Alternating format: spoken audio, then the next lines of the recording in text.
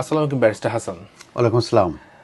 আমরা দেখছি এখন প্রচুর পরিবর্তন হয়ে যাচ্ছে বা হয়ে গিয়েছে ইমিগ্রেশন রুলসে। এরই মাধ্যমে আমরা ক্লায়েন্টের কাছ থেকে বেশ কিছু ফোন কল পাচ্ছি, তারা অধীর আগ্রহে জানতে চাচ্ছেন যারা এই দেশে স্টুডেন্ট ভিসার ডিপেন্ডেন্ট হিসেবে আসতেন অথবা যারা স্কিল ওয়ার্কার ভিসার ডিপেন্ডেন্ট হিসেবে আসতেন, তারা কি এই ডিপেন্ডেন্টরা পরবর্তীতে কোনো ব্রিটিশ সিটিজেন বা সেটেল পার্সনের স্পাউস হিসাবে ভিসা সুইচ করতে পারবে কিনা। এটার উপরে একটি পরিবর্তন আমরা দেখতে পেয়েছি।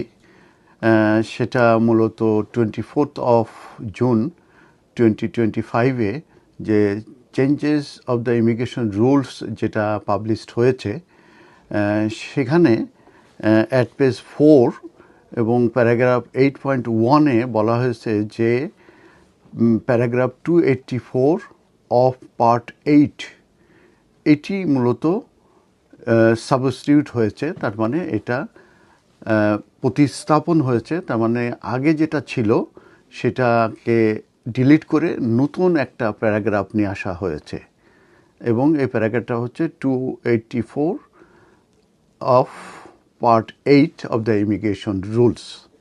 তো এই যে 284 যে রুলস, এখানে মূলত রিকোয়ারমেন্টসের কথা বলা আছে। যখন কেউ যদি এক্সটেনশন করতে চায়, তার স্টে পারমিশন যদি এক্সটেনশন করতে চায় as a spouse or civil partner, এবং সেক্ষেত্রে সে হতে পারে spouse of a British citizen, spouse of a settle person, or spouse of a refugee or partner হতে পারে। তাদের ক্ষেত্রে যে কোন কোন ক্ষেত্রে এই ইন কান্ট্রি মূলত তার এক্সটেনশন অফ স্টে পেতে পারে। তো সেই রিকোয়ারমেন্টস ভিতরে প্রথমে যেটা বলা হয়েছে, তাদেরকে অবশ্যই এই ইমিগ্রেশন রুলস অনুযায়ী তাদেরকে এই এখানে আসার অনুমতি দেওয়া হয়েছিল। দ্যাট মিনস লিভ দেওয়া হয়েছিল under immigration rules, number 1। Number 2 হচ্ছে যে তাদের ভিসা মোর দেন 6 মান্থ থাকতে হবে, তাহলেই তারা একমাত্র সুইচ করে এই spouse of British citizen settle পার্সনে যেতে পারবে।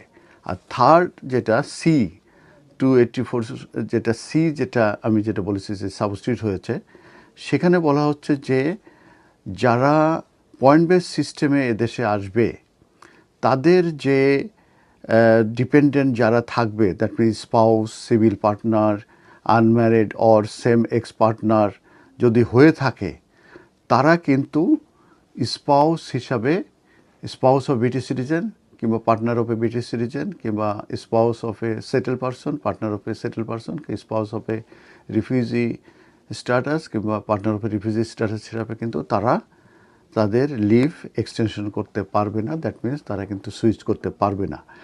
এই যে 284 সি, যেটা মূলত মানে যেটা বলা হয়েছে এবং আমি যেটা বলছি, এবং পয়েন্ট বেস সিস্টেমের ভিতরে কিন্তু skill workers, student, scale up visa, global talent, innovator, founder visa, charity visa সহ বেশ কয়েকটি ভিসা আছে যেগুলো পয়েন্ট বেস সিস্টেমের ভিতরে পড়ে।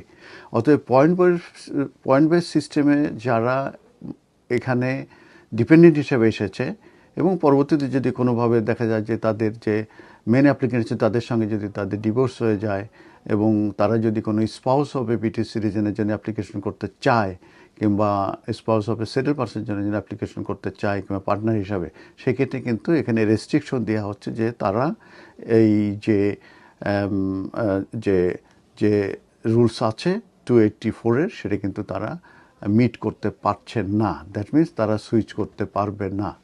তো এই ক্ষেত্রে আমি রেফারেন্স হিসাবে আমি বলেছি যে এই রেফারেন্স যেটা 24 জুন 2025-এ মূলত changes to the immigration rules যেটা পাবলিশড হয়েছে, সেখানে কিন্তু এখানে ক্লিয়ারলি বলে দেওয়া হচ্ছে। সেটাই কিন্তু আমি এটা আপনাদেরকে এক্সপ্লেন করলাম। তবে আমি একটু রিড করে করি।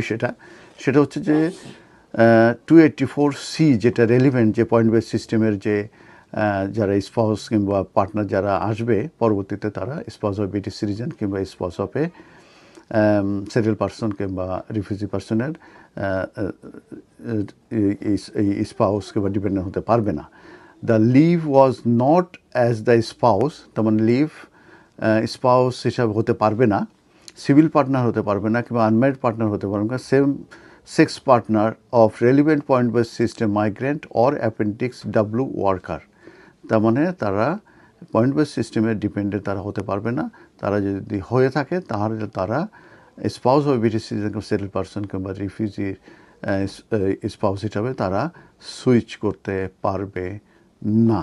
তবে এক্ষেত্রে আমি রেফারেন্স হিসেবে যেটা বলতে পারি যে নেট মাইগ্রেশন কমানোর জন্য তারা কিন্তু বিভিন্ন রকমের চেঞ্জের কথা বলেছে। এর আগে আমরা দেখেছি যে স্টুডেন্ট যারা রিসার্চ বেস কোর্স যদি না হয় তারা ডিপেন্ডেন্ট আনতে পারবে না। আমরা পরবর্তীতে দেখেছি কেয়ারার এবং সিনিয়র কেয়ারার যারা চেঞ্জের পরে মার্চ 2024 পরে যারা এসেছে তারা কিন্তু ডিপেন্ডেন্ট আনতে পারবে না। এবং যেসব স্টুডেন্ট তারা কোর্স কমপ্লিট করে নাই তারা কিন্তু স্কুল ওয়ার্কারের ডিপেন্ডেন্ট হতে পারছে না। তো হচ্ছে এই ডিপেন্ডেন্ট হওয়ার ক্ষেত্রে কিন্তু এর আগেও আমরা 3টে ইনস্ট্যান্স দেখেছি যে এই রেস্ট্রিকশন এসেছে। অথবা এই আরেকটি রেস্ট্রিকশন আমরা দেখতে পেলাম, সেটা হচ্ছে point base system. That means school worker কিংবা স্টুডেন্ট ভিসার যারা ডিপেন্ডেন্ট হিসাবে আসবে তারা এই স্পাউস অফ ব্রিটিশ সিটিজেন কিংবা পার্টনার অফ ব্রিটিশ সিটিজেন কিংবা রিফিউজ স্ট্যাটাসের এই স্পাউস কিংবা এই পার্টনার হিসাবে তারা এই তাদের স্টে পারমিশন এক্সটেনশন কিংবা সুইচ করতে পারবে না। ধন্যবাদ।